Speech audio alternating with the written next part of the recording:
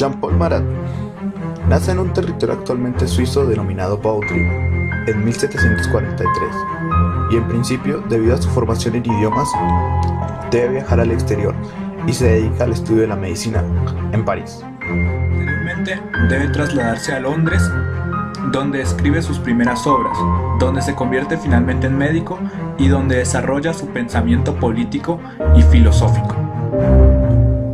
Dos obras son importantes de Jean-Paul Marat para la teoría del derecho penal. La primera, denominada Las cadenas de la esclavitud, escrita en 1774, y la segunda, Plan de la legislación criminal, escrita en 1775 y 1777.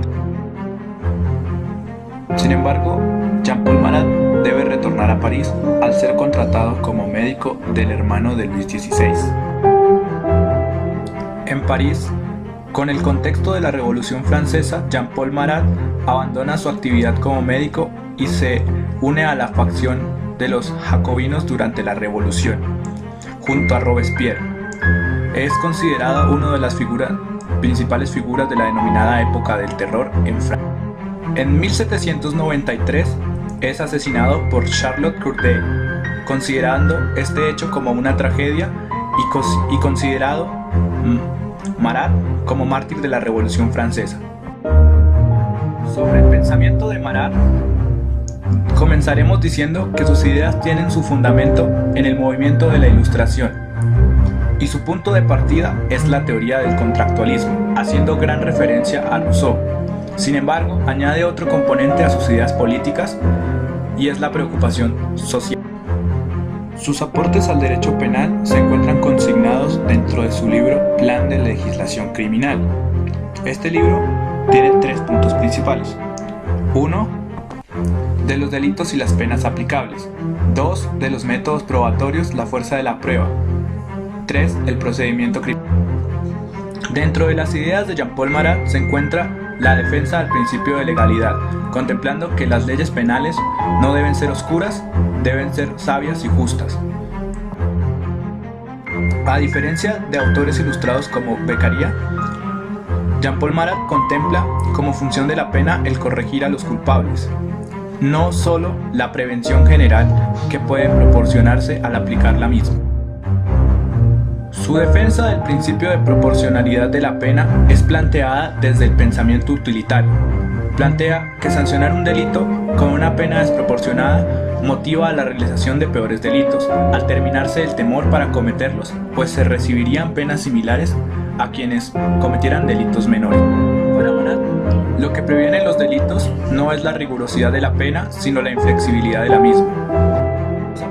Uno de los aportes propios de Jean-Paul Marat dentro del derecho penal es lo que hoy se conoce como el derecho a la defensa técnica, donde incluso para él el Estado debe dotar de un defensor a los pobres, pues creía que las personas pudientes o con medios económicos se defenderían más fácilmente en un proceso judicial.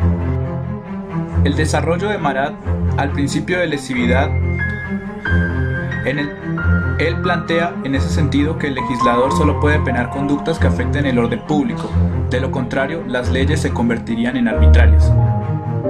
Marat, en cuanto al principio de penar igual la misma conducta para todos los sujetos, nos dice que solo es posible llevarse a cabo en una sociedad más igualitaria en cuanto a posibilidades económicas. Si dos hombres cometen un hurto, pero uno vive en la miseria y el otro vive de lo superfluo, no es justo aplicar la misma pena a los dos, por cuanto la carencia guarda relación con la conducta delictiva y su poder de autodeterminación es menor, y todo por causas sociales. La presunción de inocencia es uno de los puntos más criticados a Jean-Paul Marat, pues si bien él defendía esta figura, también justificaba la de la prisión preventiva para evitar la fuga del reo, aunque previó una indemnización para quien resultase inocente, debía éste demostrar su inocencia. No sucedía lo mismo con aquellos a quienes les había faltado demostrarles una culpabilidad y no podían demostrar esta inocencia. El principal aporte de Marat a la teoría del derecho penal recae en su extracción del contractualismo.